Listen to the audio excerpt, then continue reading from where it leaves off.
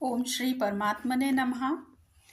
ओम नमः शिवाय। श्री शिव महापुराण रुद्र संहिता अध्याय 22। श्री शिव की आराधना के लिए पार्वती जी की दुष्कर तपस्या। ब्रह्मा जी कहते हैं, देवर्षि, तुम्हारे चले जाने पर प्रफुल्लचित हुई पार्वती ने महादेव जी को तपस्या से ही साध्य माना और तपस्या के लिए ही मन में निश्चय किया। तब उन्होंने अपनी सखी जया और विजया के द्वारा पिता हिमाचल और माता मैना से आज्ञा मांगी। पिता ने तो स्वीकार कर लिया, परंतु माता मैना ने स्नेहवश अनेक प्रकार से समझाया और घर से दूर वन में जाकर तप करने से पुत्री को रोका। मैना ने प्यार तपस्या के लिए वन में जाने से रोकते हुए उमा बाहर ना जाओ ऐसा कहा। इसलिए उस समय शिवा का नाम उमा हो गया। मुने, शैलराज की प्यारी पत्नी मैना ने रोकने से शिवा को दुखी हुई जान अपना विचार बदल दिया और पार्वती को तपस्या के लिए जाने की आज्ञा दे दी। मुनि श्रेष्ठ, माता की वह आज्ञा पाकर उत्तम व्रत का पालन करने वाली पार्वती ने भगवान शंकर का स्मरण करके अपने मन में बड़े सुख का अनुभव किया। माता पिता को प्रसन्नता पूर्वक प्रणाम करके शिव के स्मरण पूर्वक दोनों सखियों के साथ वे तपस्या करने के लिए चली गईं। अनेक प्रकार के प्रिय वस्त्रों का परित्याग करके पार्वती ने कटि प्रदेश में सुंदर मूंज की मेखला बांध शीघ्र ही वल्कल धारण कर लिए। हार का परिहार करके उत्तम मृग चर्म को हृदय से लगाया। तत्पश्चात वे तपस्या के लिए गंगावतरण गंगोत्री तीर्थ की ओर चली, जहाँ ध्यान लगाते हुए भगवान शंकर ने कामदेव को दग्ध किया था। हिमालय का वह शिखर गंगावतरण के नाम से प्रसिद्ध है। वहीं परम उत्तम श्रृंगी तीर्थ में पार्वती ने तपस्या प्रारंभ की। गौरी के तप करने से ही उसका गौरी शिखर नाम हो गया। मुने, शिवा ने अपने तप की परीक्षा के लिए वहाँ बहुत सुंदर एवं पवित्र वृक्ष लगाए जो फल देने वाले थे। सुंदरी पार्वती ने पहले भूमि शुद्ध करके वहाँ एक वेदी का निर्माण किया। तदंतर ऐसी तपस्या आरंभ की जो मुनियों के लिए भी दुष्कर थी। वे मन सहित संपूर्ण इंद्रियों को शीघ्र ही काबू में करके उस वेदी पर उच्च कोटि की तपस्या करने लगी।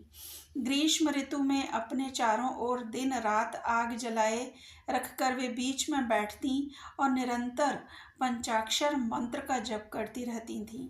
वर्षा ऋतु में वेदी पर सुस्थिर आसन से बैठकर अथवा किसी पत्थर की चट्टान पर ही आसन लगाकर वे निरंतर वर्षा की जलधारा से भीगती रहती थीं।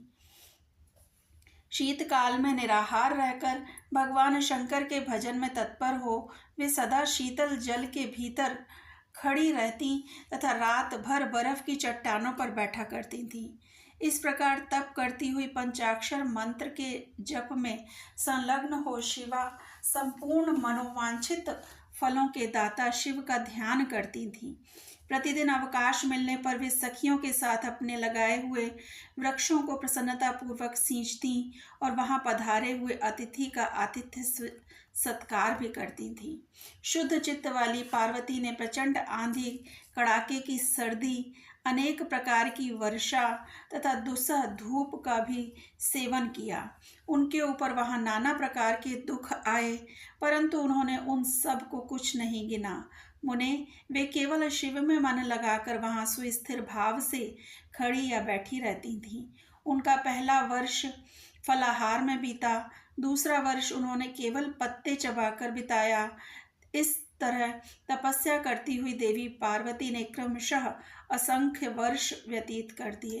तदंतर हिमवान की पुत्री शिवा देवी पत्ते खाना भी छोड़कर सर्वथा निराहार रहने लगी।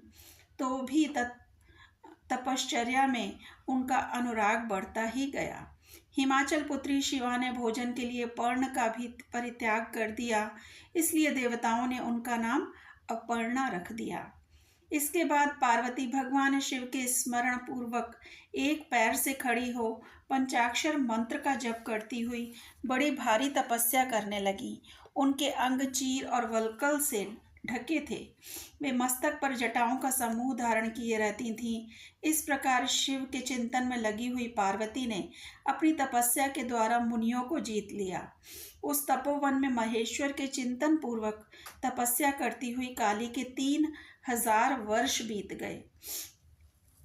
तदंतर जहाँ महादेव जी ने 60,000 वर्षों तक तप किया था, उस स्थान पर क्षण भर ठहर कर शिवा देवी इस प्रकार चिंता करने लगीं, क्या महादेव जी इस समय यह नहीं जानते कि मैं उनके लिए नियमों के पालन में तत्पर हो तपस्या कर रही हूँ? फिर क्या कारण है कि सुदीर्घ काल से तपस्या में लगी हुई मुझ सेविका के पास वे नहीं आए?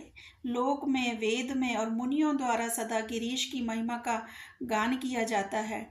सब यही कहते हैं कि भगवान शंकर सर्वज्ञ, सर्वात्मा, सर्वदर्शी, समस्त ऐश्वर्यों के दाता, दिव्य शक्ति संपन्न, सबके मनोभावों को समझ लेने वाले, भक्तों को उनकी अभीष्ट वस्तु देने वाले और सदा समस्त क्लेशों का निवारण करने वाले हैं।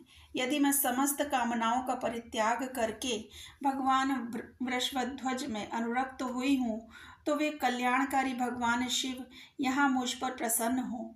यदि मैंने नारद तंत्रोक्त शिव पंचाक्षर मंत्र का सदा उत्तम भक्ति भाव से विधि पूर्वक जप किया हो, तो भगवान शंकर मुझ पर प्रसन्न हो। यदि मैं सर्वेश्वर शिव की भक्ति से युक्त एवं निर्विकार हूँ, तो भगवान शंकर मुझ पर अत्यंत प्रसन्न हो। इस तरह नित्य चिंतन करती हुई जटावल्कल धारिणी निर्विकारा पार्वती मुँह नीचे किए सुदीर्घ काल तक तपस्या में लगी रहीं। उन्होंने ऐसी तपस्या की जो मुनियों के लिए भी दुष्कर थी। वहाँ उस तपस्या का स्मरण करके पुरुषों को बड़ा विस्मय हुआ। महर्षि, पार्वती की तपस्या का जो दूसरा प्रभाव पड़ा था, उसे भी इस समय सुनिए। जगदम्बा पार्वती का वह महान तप परम आश्चर्यजनक था। जो स्वभावतः एक दूसरे के विरोधी थे, ऐसे प्राणी भी उस आश्रम के पास जाकर उनकी तपस्या के प्रभाव से विरोध रहित हो जाते थे। सिंह और गौ आदि सदा रागादि दोषों से संयुक्त रहने वाले पशु भी पार्वती के तप की महिमा से वहाँ परस्पर बाधा नहीं पहुँचाते थे।